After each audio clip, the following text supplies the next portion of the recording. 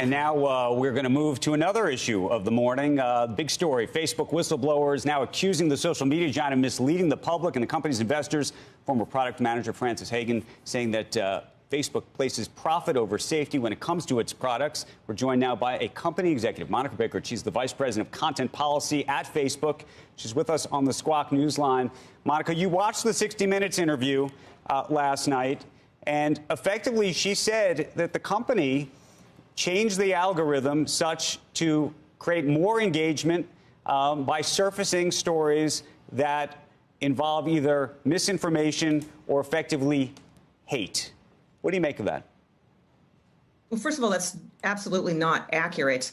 The news feed algorithm change that was referenced was from 2018, January 2018.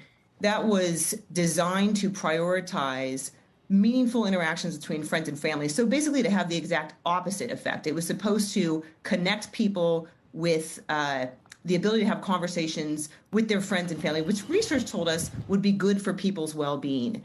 And since then, of course, we have, and by the way, we knew that would have a hit to our business, and there was a hit to our business. But what we've done is continue to watch how the news feed experience is for people, and we've continued to make refinements to it over time. And so if you look, we actually published our demotions, meaning the types of content that we reduce the distribution of the news feed. And if you look at those demotions, you'll see that we actively work to reduce the visibility of engagement-based, clickbait, sensationalist content. So we are doing exactly Speak to this then. I mean, part of the report identified a document from leaders in the EU that suggested that they needed to move their campaigns to be more aggressive on sort of different sides of the aisle to get the right or enough engagement.